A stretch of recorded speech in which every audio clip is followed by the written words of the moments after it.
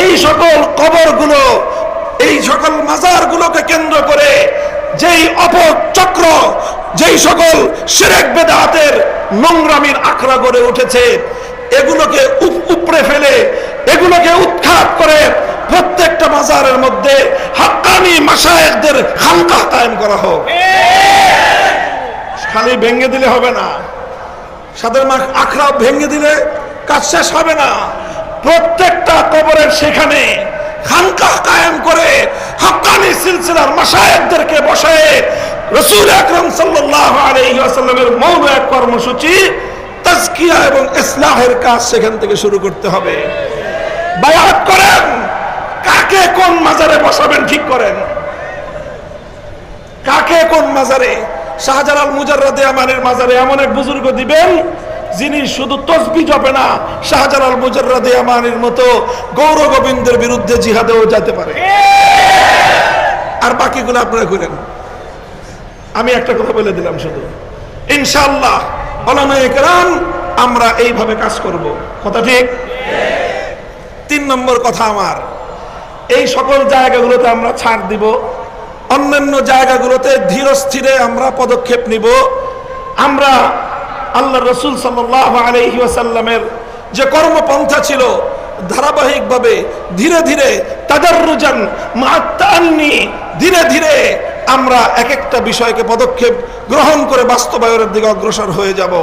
শুধু একটা বিষয়ে কোনো নম্রতার সুযোগ আমাদের কাছে নাই, সেটা হলো আমার নবীর ইজ্জত।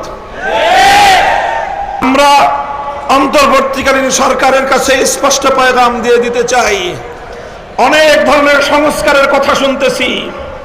রাষ্ট্র সংস্কার করবেন, ভালো কথা। নির্বাচন ব্যবস্থার সংস্কার করবেন, আরো ভালো কথা। দেশে ফ্যাসিবাদ যেন তৈরি হতে না পারে, সেই ফ্যাসিবাদের উৎসমুখ বন্ধ করবেন, ভালো কথা। স্বৈরতন্ত্রের সকল সম্ভাবনাকে সমূলে উপড়ে ফেলবেন, আরো ভালো কথা। সব যেমন বন্ধ করবেন, আমার জমিনে ভবিষ্যতে আর কোনদিন কোন কুলাঙ্গার যেন আমার নবীর ইজ্জতের উপর কালিমা লেপন করবার দুঃসাহস না দেখায়, সেই ব্যবস্থা চূড়ান্ত করতে হবে। আমরা 2013 সাল থেকে বলে আসতেছি, আল্লামা আহমদ শফি বলেছেন, আল্লামা জুনায়েদ বাবু নগরী বলেছেন, আল্লামা নূর হোসেন কাসেমি বলেছেন, আমাদের বর্তমান আমির হেফাজত আল্লামা মুহিবুল্লাহ বাবু নগরী একই কথা বলছেন। আমার নবীর ইজ্জতের উপর কালিমা লেপনকারী, নবীজির উপর কটাক্ষকারী, নবীর ইজ্জতের উপর আক্রমণকারী কোন কুলাঙ্গারের জন্য মৃত্যুদণ্ডের আইন ছাড়া অন্য কোন আইন আমরা মানি না।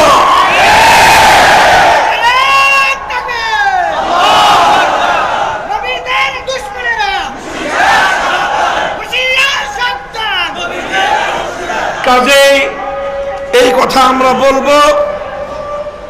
মাঝে মাঝে এই যে সাম্প্রদায়িক সংঘাতের যে একটা আবহ তৈরি করা হয় অধিকাংশ ক্ষেত্রে, আমার নবীকে যদি কেউ গালি দেয়, তার পূর্ববর্তী ধর্ম পরিচয় কি সেটা আমাদের বিবেচনা করার এক মুহূর্তের জন্য সময় নাই। তার নাম যদি রাজীব হায়দার হয়, তার ব্যাপারে আমাদের যেই করণীয় হবে, তার নাম যদি কোনো ঘোষ হয়, তার ব্যাপারেও আমাদের ফয়সালা বিন্দুমাত্র ভিন্ন কিছু হবে না। আমার নবীর ইজ্জতের উপর কটাক্ষকারীর একটাই পরিচয়, নবীজির যে দুশমন তার একটাই পরিচয়, নবীজিকে যে গালি দেয় তার একটাই পরিচয়। তার কোনো ধর্ম পরিচয় নাই, তার কোনো রাজনৈতিক পরিচয় নাই, তার কোনো গোষ্ঠীর পরিচয় নাই, তার কোনো বর্ণের পরিচয় নাই, তার কোনো ভাষার পরিচয় নাই।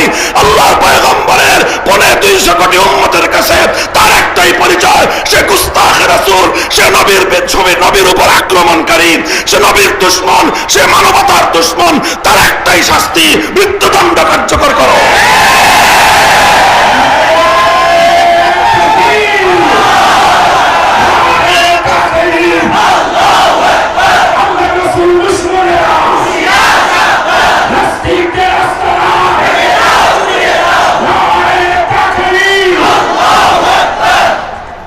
আখেরি কথা আমার, দাবি করেন যে জনগণের সরকার।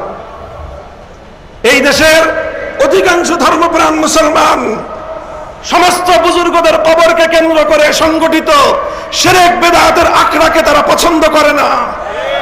কাজেই এই সকল অপকর্ম বন্ধ করেন, বুজুর্গদের কবরগুলোকে এই নোংরামির হাত থেকে রক্ষা করেন।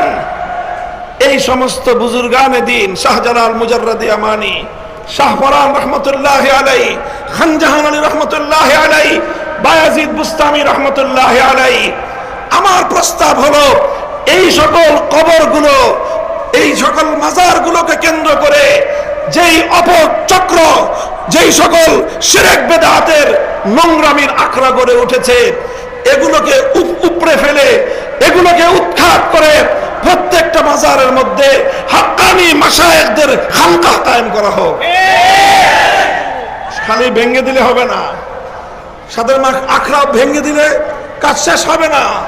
প্রত্যেকটা কবরের সেখানে খানকাহ কায়েম করে হাক্কানি সিলসিলার মাশায়েখদেরকে বসায় রাসূল আকরাম সাল্লাল্লাহু আলাইহি ওয়াসাল্লামের মৌন এক কর্মসূচি তাজকিয়া এবং ইসলাহের কাজ সেখান থেকে শুরু করতে হবে। বায়াত করেন, কাকে কোন মাজারে বসাবেন ঠিক করেন, কাকে কোন মাজারে।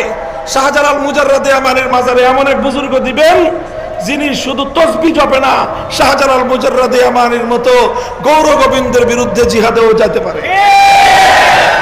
আর বাকিগুলো আপনারা করেন। আমি একটা কথা বলে দিলাম শুধু, ইনশাআল্লাহ উলামায়ে কেরাম আমরা এইভাবে কাজ করব। কথা ঠিক?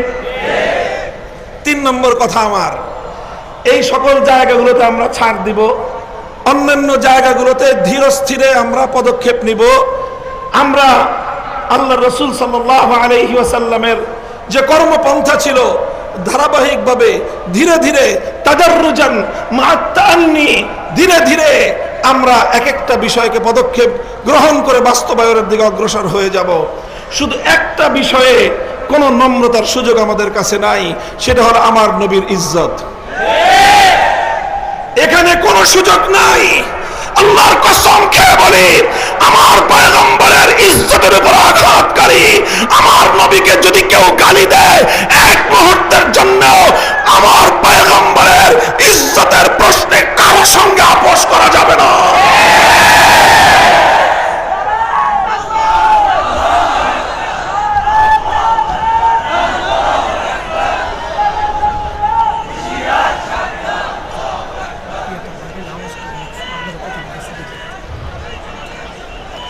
এটা গেল 3 নম্বর কথা।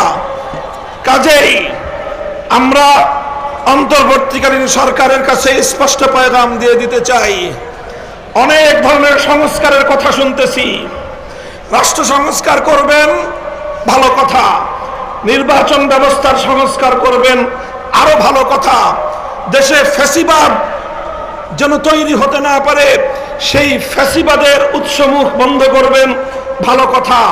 স্বৈরতন্ত্রের সকল সম্ভাবনাকে সমূলে উপড়ে ফেলবেন, আরো ভালো কথা। সব যেমন বন্ধ করবেন, আমার জমিনে ভবিষ্যতে আর কোনদিন কোন কুলাঙ্গার যেন আমার নবীর ইজ্জতের উপর কালিমা লেপন করবার দুঃসাহস না দেখায়, সেই ব্যবস্থা চূড়ান্ত করতে হবে। আমরা 2013 সাল থেকে বলে আসতেছি, আল্লামা আহমদ শফি বলেছেন, আল্লামা জুনায়েদ বাবু নগরী বলেছেন, আল্লামা নূর হোসেন কাসেমি বলেছেন, আমাদের বর্তমান আমির হেফাজত আল্লামা মুহিবুল্লাহ বাবু নগরী একই কথা বলছেন। আমার নবীর ইজ্জতের উপর কালিমা লেপনকারী, নবীজির উপর কটাক্ষকারী, নবীর ইজ্জতের উপর আক্রমণকারী কোন কুলাঙ্গারের জন্য মৃত্যুদণ্ডের আইন ছাড়া অন্য কোন আইন আমরা মানি না।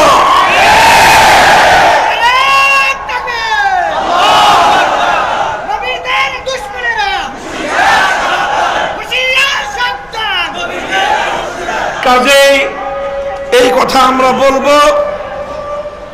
মাঝে মাঝে এই যে সাম্প্রদায়িক সংঘাতের যে একটা আবহ তৈরি করা হয় অধিকাংশ ক্ষেত্রে, আমার নবীকে যদি কেউ গালি দেয়, তার পূর্ববর্তী ধর্ম পরিচয় কি সেটা আমাদের বিবেচনা করার এক মুহূর্তের জন্য সময় নাই।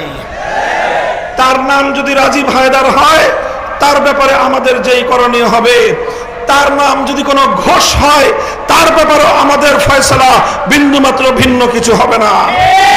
আমার নবীর ইজ্জতের উপর কটাক্ষকারীর একটাই পরিচয়, নবীজির যে দুশ্মন তার একটাই পরিচয়, নবীজিকে যে গালি দেয় তার